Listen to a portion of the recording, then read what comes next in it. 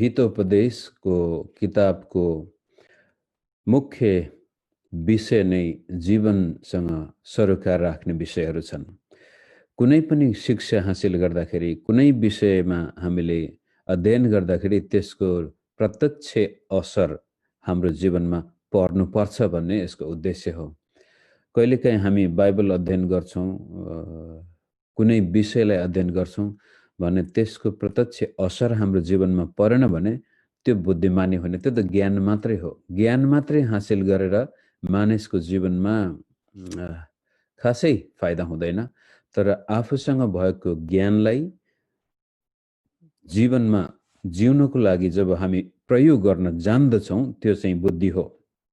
त हितोपदेशले ज्ञान बुद्धिलाई धेरै पटक यो इन्टरचेन्जेबली प्रयोग गरेको भए पनि मुख्य कुरो तपाईँ र मैले सिकेको कुरालाई जीवनमा जिउनको लागि प्रयोग गर्न सक्नु नै बुद्धि हो।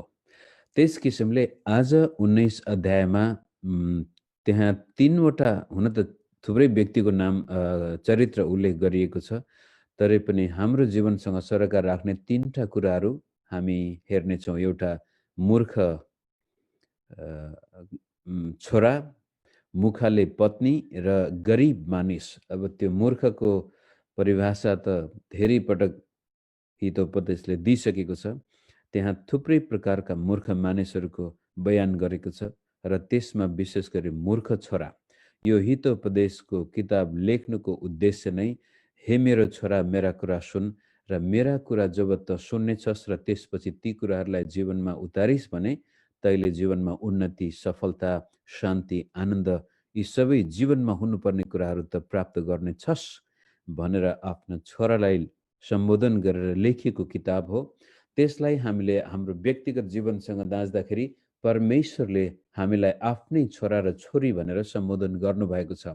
त परमेश्वरको वचनलाई हामी सुन्दछौँ र त्यस अनुसार जीवन बिताउँछौँ भनेदेखि परमेश्वरको प्रतिज्ञाहरू अनुसार नै हाम्रो जीवन हुनेछ।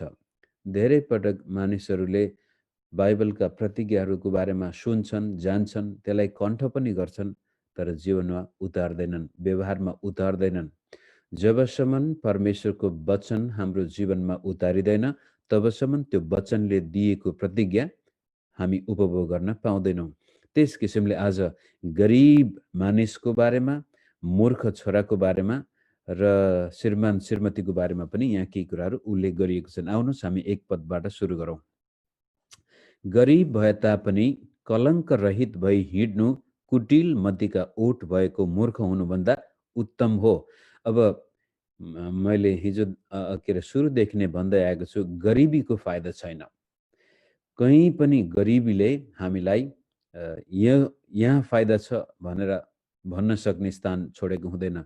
र एकपटक मात्रै त्यहाँ हामीले देखेका थियौँ कि गरिब मानिसले धम्की चाहिँ सुन्नु पर्दैन अरे, घुर्की सुन्नु पर्दैन अरे, तल्लाई पख भनेर प्राय कमै भन्छन्। त्यो चाहिँ एउटा फाइदा हामीले देखेका थियौँ। तर आज एक पदमा भनेछ, कुटिल मतिका ओठ भएको मूर्ख हुनुभन्दा उत्तम गरिब। गरिबी अब फाइदाजनक नभए पनि दुष्ट हुनुभन्दा, कुटिल मतिको हुनुभन्दा, झुट बोलेर मूर्ख हुनुभन्दा गरिब हुनु राम्रो। कलङ्क रहित गरिब।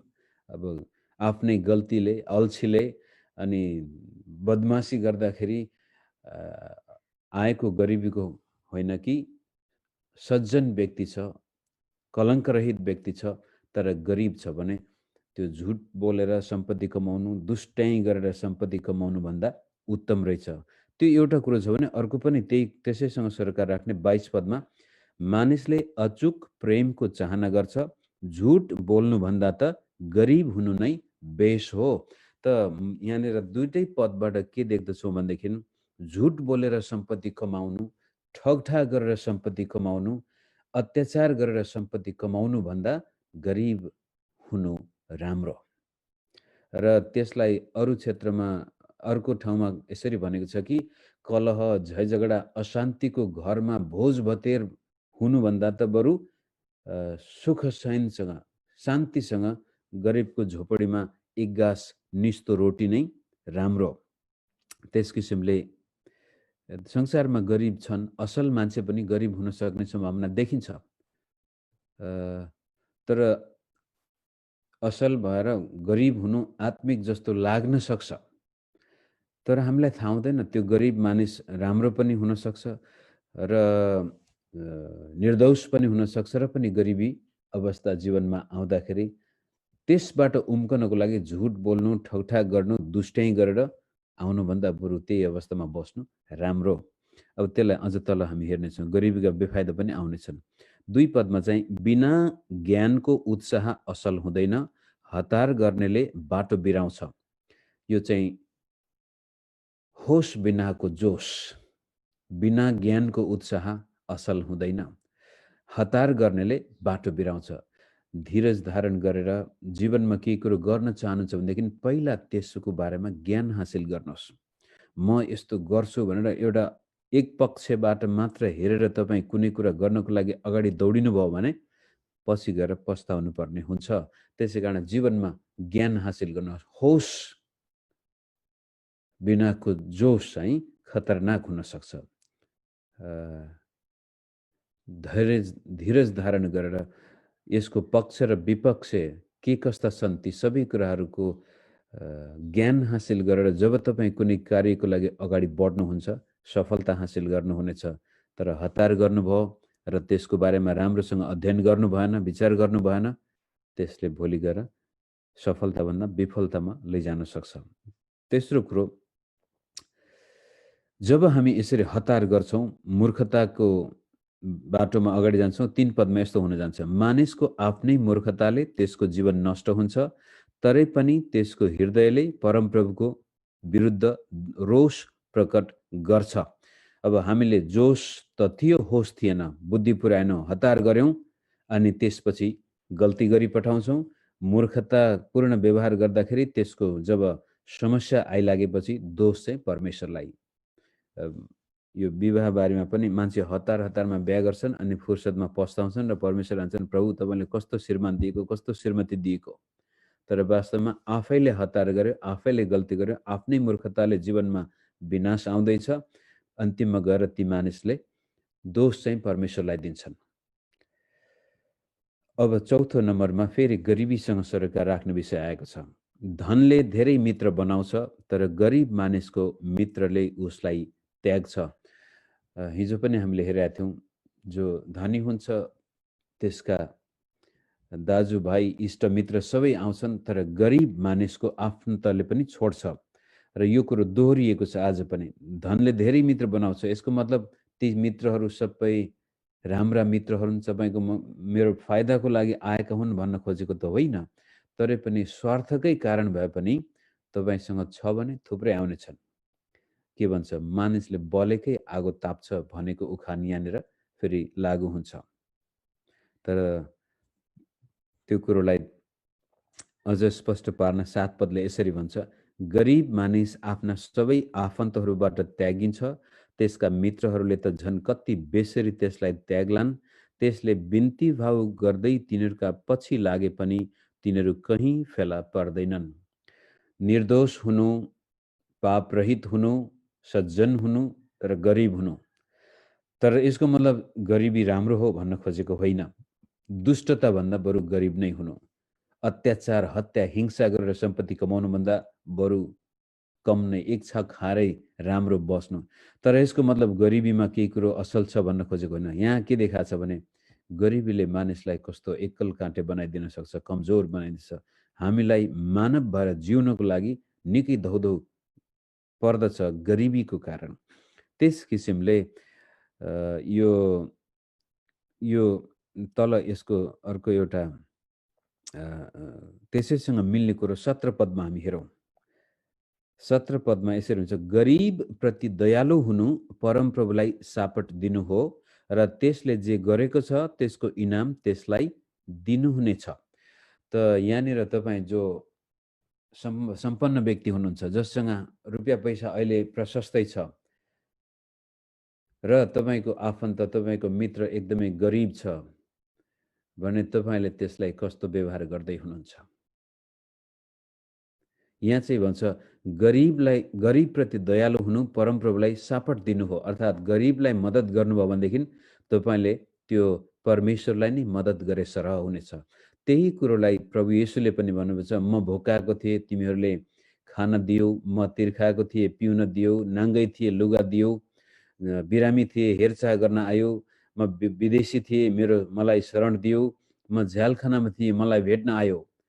गरिब दुखीलाई जब तपाईँ र म मद्दत गर्दछौँ त्यहाँ कहीँ न कहीँ परमेश्वरलाई नै सापट दिएको, परमेश्वरलाई नै दिएको कुरो यहाँ उल्लेख गरिएको छ र दिने मानिसलाई परमेश्वरले अवश्य पनि आशिष दिनुहुन्छ। Generous person will प्रस्पर।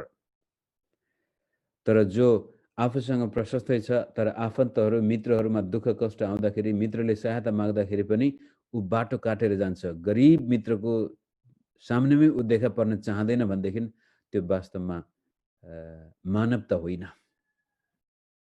त तपाईँ र मेरो आफ्नो मित्रहरू अब यस्तो पनि छ, फेरि कोही कोही गरिब मित्रहरू गरिब आफन्तहरू यस्ता छन् कि उनीहरू मेहनत गर्दैनन्, त्यो पछि हामी हेर्नेछौँ। यसैसँग सरोकार राख्ने कुरो हेरिहालौँ। यो गरिब र यो 15 पदलाई हेर्नुहोस्। अल्छीपनले घोर निन्द्रा ल्याउँछ, अल्छी मानिस भोकै रहन्छ। यस्तो गरिब पनि छ त्यहाँ जो अल्छीबाट सुरु हुन्छ, काम गर्न चाहँदैन, मेहनत गर्न चाहँदैन, परिश्रम गर्न चाहँदैन, अर्कालाई हेरेर मात्रै अर्काले देलाएर खाउला। अनि त्यसपछि आफन मित्रहरू धनी छन्, आफू गरिब छ, मेहनत गर्दैन, जहिले पनि माग्छ मात्रै भनेदेखि त्यसै कारण प्राय जसो मानिसहरू गरिबबाट भाग्छन्। गरिब मान्छे देख्ने बित्तिकै ओहो यसले फेरि माग्ने भयो, फेरि दुःख दिने भयो, यो हाम्रो घरमा आयो कति दिन बस्ने हो। त यहाँ के भन्छ, अल्छे भोकै मर्नेछ। कारण एक पटक, दुई पटक, तीन पटकसम्म सायद इष्टमित्रले सहायता गर्लान्, तर सधैँभरि त्यस्तो प्रकारले गरिब अवस्थामा मान्छे बस्न चाहन्छ भने त्यो भोकै रहन्छ। त्यसलाई अझ के भन्छ, सर्कास्टिक भाषामा यसरी भनेको छ, 24 पदमा, अल्छेले आफ्नो हात थालमा गाड्छ र त्यसले आफ्नो हात उठाएर मुखमा समेत ल्याउँदैन। यो चाहिँ अब कस्तो खालको अल्छे हो। गरिब हुनु दुःखको कुरो हो, तर मानिस किन गरिबी हुन्छ? प्राय जसो अल्छेपनाबाट सुरु हुन्छ र पछि गएर समाज, त्यहाँको वातावरण, परिस्थिति, जीवनको सबै अवस्थाहरूले उसलाई सधैँभरि गरिबी अवस्थामा राख्नको लागि दबाब त दिन्छन्, तर त्यस्तो स्थितिबाट पनि उकास्नको लागि त्यो व्यक्तिले दुःख कष्ट मेहनत परिश्रम गर्नुपर्ने हुन्छ। तर अधिकांश गरिबहरू अल्छी नै हुन्छन्। अनि आफ्नो जीवनमा दुःख कष्ट आयो, गरिबी आयो, त्यसपछि परमेश्वर कहाँ गएर पनि उनीहरू गुनासो गर्छन्, प्रभु तपाईँले मलाई किन गरिब बनाएको, तपाईँले मलाई किन दुःखी बनाएको, फलानालाई त यति धेरै आशिष दिनुभएको छ। मूर्ख व्यक्ति र अल्छे व्यक्ति गरिब बन्न जान्छ, जसको कारण उसका आफन्तले पनि उसलाई त्यागिदिन्छन् र त्यसपछि उसका मित्रहरू पनि ऊबाट टाढै जान्छन्। उसले बिन्ती भाव गर्छ, ओ हजुर सहायता गर्नुहोस्, यो गर्नुहोस्, तर एकचोटि सहायता गर्छन् मान्छेले, दुईचोटि सहायता गर्छन्, तीनचोटि गर्लान्, तर सधैँभरि चाहिँ मानव भएको कारण सम्भव हुँदैन पनि। त्यसको सट्टामा मेहनत गर्ने, परिश्रम गर्ने गरिब व्यक्ति छ, जहाँ जुन काम छ त्यसमा ऊ दिलो ज्यानले काम गर्छ भनेदेखि परमेश्वरले पनि त्यसलाई मद्दत गर्नेछन् र इष्टमित्रहरूले आएर पनि त्यसलाई मद्दत गर्नेछन्। जो परिश्रमी छ त्यसलाई सबैले सहायता गर्न चाहन्छन्, तर अल्छे यस्तो प्रकारको कि थालमा हात हालेछ, मुखसम्म पनि कसैले उचालिदिनु पर्ने। तपाईँको घरमा आएको छ, त्यसपछि केही दिन त बस्नु पर्यो, मेरो त बस्ने ठाउँ छैन भन्छ, तर त्यो घरमा आएको बेलामा बस्दाखेरि खाना खान्छ, आफूले खाएको थाल पनि माझिदिँदैन, आफूले सुतेको बिस्तारा पनि उसले पल्टाउँदैन, त्यही घरको व्यक्तिले गरिदिनु पर्ने हुन्छ। त्यस्ता व्यक्तिहरूलाई बस्ने ठाउँ पनि मिल्दैन, पछि गएर त्यसले भोकै जीवन बिताउनु पर्नेछ। त यसको मतलब निर्दोष इमान्दार व्यक्ति पनि गरिब हुन सक्छ, तर उसको इमान्दारी, मेहनत, परिश्रमले उसलाई गरिबीबाट निकाल्छ र तर अल्छे भयो, मूर्ख भयो भने उसका इष्ट मित्र आफन्त सबैले, यहाँसम्म कि परमेश्वरले पनि त्यागिदिनुहुन्छ अल्छेलाई। नयाँ नियममा त भनेको छ, यदि कोही अल्छे छ भने त्यसले खानै नखाओस्, त्यो भोकै बसोस्। त्यति भनिसकेपछि अब हामी 5 पदमा अर्को एउटा विषय हेर्नेछौँ। झुटो गवाही दिने दण्ड बिना उम्कने छैन र झुटको ओइरो लाउने स्वतन्त्र भएर जान पाउने छैन। यो झुटो गवाही मानिसको बदनाम गरिदिने, मानिसको पिठी पछाडि हुनु नहुनु कुरा बनाउने र त्यसपछि अड्डा अदालतमा पनि गएर आफ्नो छिमेकीको विरुद्धमा झुटो गवाही दिने। यो चाहिँ 10 आज्ञामा आउने नै एउटा आज्ञा हो, तैँले आफ्नो छिमेकीको विरुद्ध झुटो गवाही नदिनु। त त्यस्तै किसिमले झुट बोल्ने मान्छे कहीँ न कहीँ दण्डित हुन्छ नै हुन्छ। मानिसले त्यसलाई दण्ड दिन सकेन भने पनि परमेश्वरले दण्ड दिनुहुनेछ। झुट बोल्ने मान्छे एकदमै असुरक्षित हुन्छ। उसलाई त्यो एउटा झुट बोलेपछि त्यसलाई ढाकछोप गर्न 10 वटा झुट बोलिरहेको हुन्छ। 9 पदमा पनि त्यो कुरो दोहोरिन्छ। झुटो गवाही दिने दण्ड बिना उम्कने छैन, त्यही कुरो 2 चोटि दोहोरिएको छ जस्ताको तस्तै। त्यसलाई अझ तल 28 र 29 पदमा पनि हेर्नुहोस्, त्यहाँ त्यो फेरि दोहोरिएको छ। भ्रष्ट साक्षीले न्यायको खिल्ली उडाउँछ र दुष्टको मुखले खराबी स्वात्तै निलिहाल्छ। दुष्ट व्यक्ति झुट बोल्नमा एकदमै खप्पिस हुन्छ, त्यसलाई हिचकिचाहट नै आउँदैन। 29 मा सजायहरू खिल्ली उठाउनेहरूकै लागि तयार पारिएका हुन्छन् र चुटाई मूर्खहरूको पिठ्युको लागि हो। यस्तो खालको व्यक्तिले अन्तिममा दण्ड पाउनेछ र ऊ उम्कने छैन। झुटो गवाही नदिनु। अब हामी जानी जानी सधैँ त झुट बोल्दैनौँ, तरै पनि कहिलेकाहीँ आफ्नो व्यावहारिक जीवनमा तपाईँको लोग्ने स्वास्नी बीच, घर परिवार, छोराछोरी, आमा बाबु, साथीभाइसँग पनि कहिलेकाहीँ हामी सानातिना झुट बोलिदिन्छौँ र त्यो सानोतिनो झुट बोल्ने बानी बिस्तारै बिस्तारै हामीले निर्मूल पारेनौँ भनेदेखि पछि गएर ठुल्ठुलो झुट बोल्नमा पनि यसले हामीलाई अग्रसर गर्दछ, जसको परिणाम दण्ड, पिठ्युमा लट्ठी लाग्नेछ अथवा हाम्रो नाम बदनाम हुनेछ, बेइज्जत हुनेछ, मानिसले विश्वास गर्न छोड्नेछन् अनि मित्रहरू पनि हामीबाट टाढा टाढै हुँदै जानेछन्, किन झुटो बोल्ने मान्छेलाई हामी मन पराउँदैनौँ। इमान्दार सत्य व्यक्ति हाम्रो मित्र हो भनेदेखि हामी त्यसको लागि जे पनि गर्न तयार हुन्छौँ। तर ठग्ने, झुट बोल्ने, अब तपाईँमा ओहो मेरो त फलाना यस्तो दुःख पर्यो भनेर आउँछ, पछि गएर थाहा पाउनुभयो त्यसले त जुवा खेलेर तपाईँलाई त्यहाँ ठगेर तपाईँबाट सहायता लगेर गयो भनेदेखि त्यसपछि जिन्दगीभरि तपाईँ त्यसलाई विश्वास गर्न सक्नुहुन्न। झुट कहिले पनि टिक्दैन, त्यो कहीँ न कहीँ देखा पर्छ र त्यसको परिणाम पनि दुःखलाग्दो हुन्छ। 6 पदमा र 12 पदमा एउटा कुरो छ, धेरैले शासकको निगाह खोज्छन् र प्रत्येक जना उपहार दिने व्यक्तिको मित्र हुन्छ। यो शासकको उपहार के अरे निगाह भन्नाले राजाको निगाह, हामीभन्दा माथि ठुलो व्यक्तिको निगाह पाउनु यो राम्रो कुरो हो। नेपाली उखान नै छ नि, ठुलै रुखको छहारी बस्नु। हुन त त्यो आजको समाजको लागि आजका जवान जवानीले त्यसलाई बुझ्दैनन्, तरै पनि ठुलो व्यक्ति भन्नाले एकदमै त्यो खालि सम्पत्तिको लागि मात्र नभएर ज्ञान बुद्धिका कुराहरूदेखि लिएर आत्मिक कुराहरूदेखि लिएर र सज्जन व्यक्ति छ भनेदेखि त्यस्ता मानिसको निगाह पाउनु राम्रो कुरो हो र उपहार दिने व्यक्तिको मित्र हुन्छ अथवा दिन चाहने व्यक्ति। तपाईँसँग 2-4 पैसा हातमा छ भनेदेखि तपाईँ दुखी गरिबलाई दिनुहुन्छ।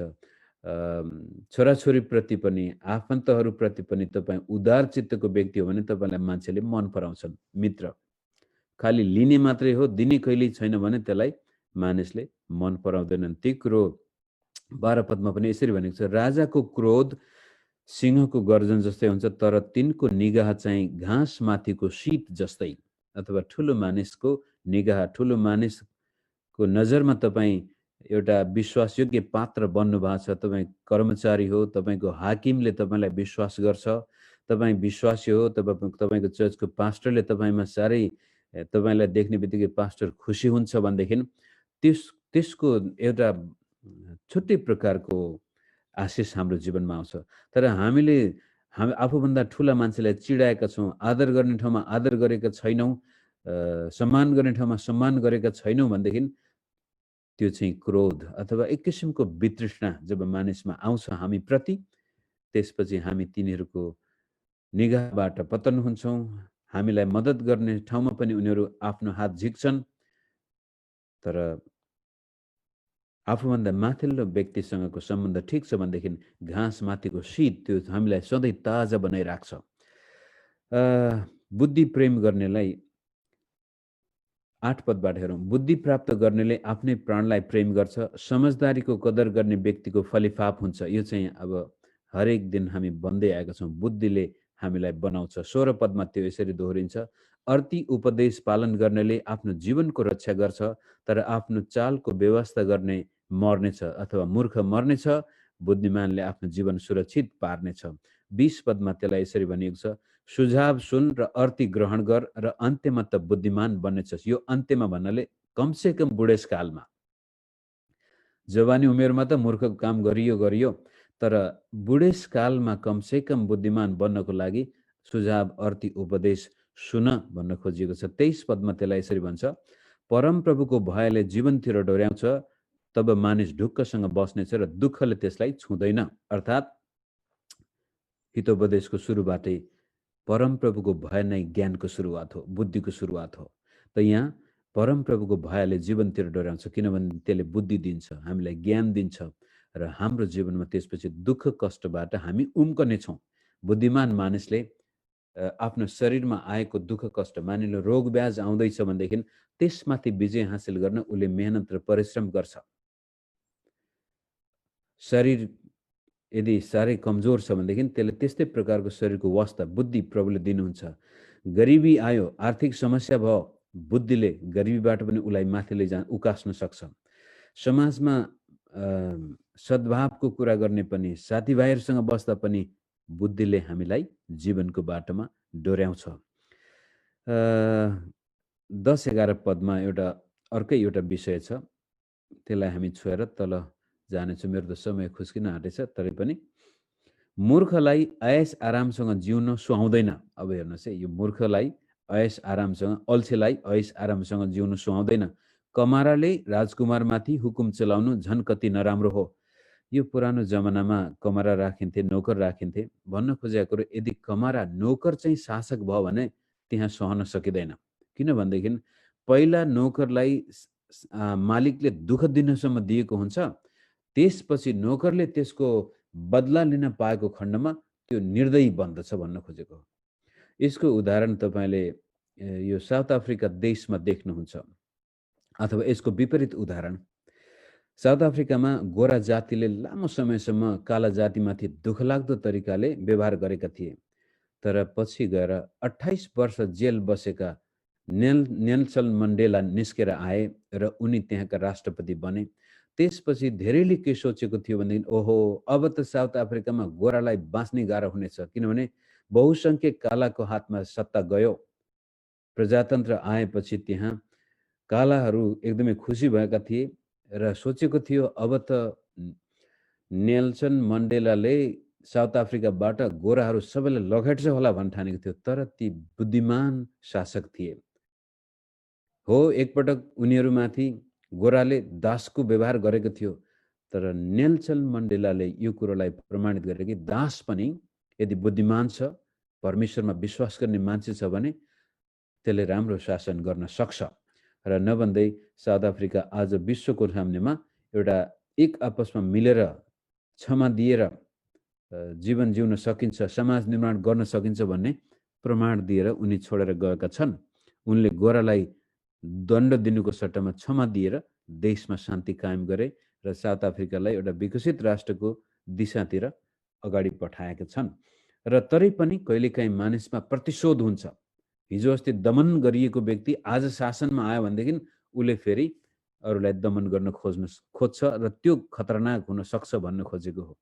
11 पदमा मानिसको बुद्धिले त्यसलाई धैर्य दिन्छ, चित्त दुखाएका कुराप्रति आँखा चिम्लनु त्यसको लागि महिमा हो। जसै आज मण्डेलालाई हामी विश्वमा धेरै कदर गर्छौँ, महात्मा गान्धीलाई हामी धेरै कदर गर्छौँ, किनभनेदेखि यिनीहरूले आफूप्रति गरिएको दुर्व्यवहारलाई बदला लिन खोजेनन्, चित्त दुखाइलाई उनीहरूले बिर्सिदिए।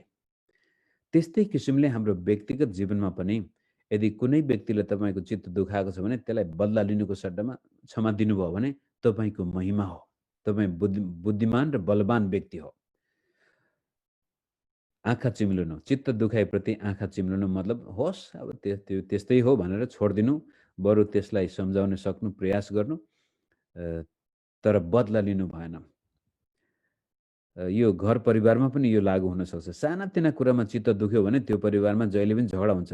तर बुझिदिनु भयो, ओहो यो कारण यस्तो भएको होला भनेर छोराछोरी, आमाबाबु, लोग्ने स्वास्नी बीचमा, साथीभाइ, इष्टमित्र बीचमा जब हामी चित्त दुख्नबाट आफैलाई माथि उचाल्छौँ भने हामी त्यहाँ शान्तमय सम्बन्धहरू कायम राख्न सक्छौँ। अब मेरो समय जानुभन्दा अगाडि एउटा मुख्य विषयमा मैले माथि नै राखेको थिएँ, मूर्ख छोरा र मुखाले पत्नी भनेर त्यहाँ उल्लेख गरिएको छ। 13 र 14 पद हेर्नुहोस्। मूर्ख छोरा त्यसका बाबुको लागि सर्वनाश हो र मुखाले पत्नी नित्य परिरहने तपतपे झरी जस्तै हो। घरहरू र सम्पत्ति आमा बाबुबाट आएका हुन्छन्, तर विवेकी पत्नी चाहिँ परमप्रभुबाटै आएकी हो। यो तपतपे झरी जस्तै भन्नाले झरी होइन कि चुइने घर। खरको छाना हो अथवा टिनको छाना भए पनि पानी पर्ने बित्तिकै त्यो चाहिँ जताततै चुइरहेछ, यता पनि चुइएको, त्यहाँ पनि चुइएको, कस्तो हुन्छ? अब तपाईँ विचार गर्नुहोस्, कहिले चुइने घरमा बस्नुभएको व्यक्तिलाई थाहा हुन्छ। मूर्ख छोरा त्यसका बाबुको लागि सर्वनाश हो। अब त्यो त हामीले हेर्दै आएका छौँ र तल एक ठाउँमा